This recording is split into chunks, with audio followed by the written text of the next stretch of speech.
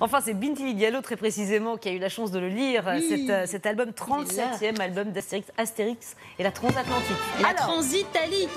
Et oui, mais moi pardon. aussi, je me trompe à chaque fois, Pascal, rassurez-vous. Alors, on suit Astérix et Obélix dans une course de chars à travers l'Italie.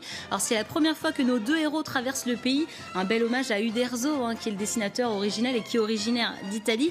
Alors, cette course est ouverte à tous les peuples connus, course autorisée par César, qui a bien sûr posé une condition en coulisses, que ce soit un Romain qui gagne. Et le champion romain s'appelle tout simplement Coronavirus, vous le voyez à l'écran. Je vous laisse apprécier le jeu de mots de Jean-Yves Ferry. Alors c'est quasiment une première dans cet album, c'est Obélix qui déclenche l'aventure, ça nous change pas mal et on a beaucoup de nouveaux personnages parce qu'on a plein de duos qui arrivent de toutes les contrées du monde pour participer à cette course. Alors on a des Belges, on a des Bretons, on a des Sarmates, c'est des Russes, et on a aussi deux magnifiques princesses égyptiennes. Et d'ailleurs, Obélix va avoir un ticket avec l'une d'entre elles, vous les voyez à l'écran. Un ticket, c'est-à-dire Justement, je ne vous dis pas tout parce qu'il faudra lire pour savoir quel est ce ticket avec Obélix.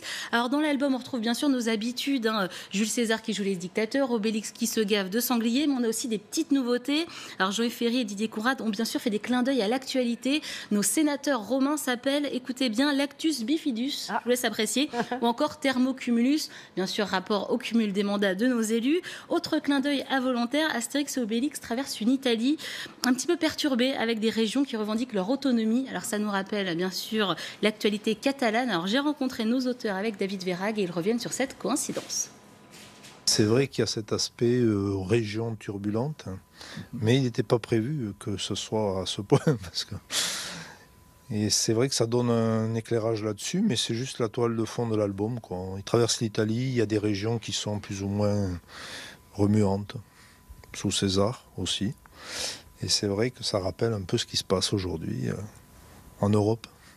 C'est donc une parabole habile sur l'Europe. Quand tout le monde nous a dit mais c'est la Catalogne ça, et comment avez-vous fait?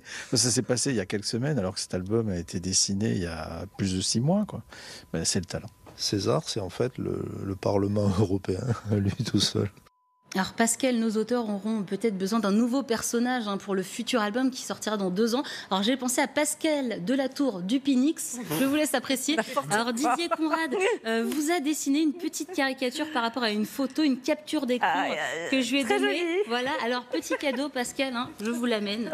Écoutez, merci. Ah oui, c'est collector ça. Il faudra l'encadrer. Merci beaucoup. Bon, écoutez, c'est très réussi. Je ne sais pas quoi en penser.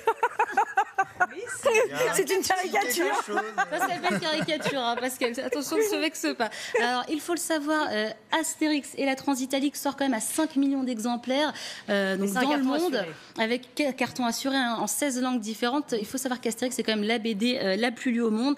Et donc, je vous le disais, pour 2019, on attend un nouvel album et ce sera les 60 ans d'Astérix et de Ferry et Conrad. Donc, un bel anniversaire en 2019 à suivre. Merci beaucoup, Binti.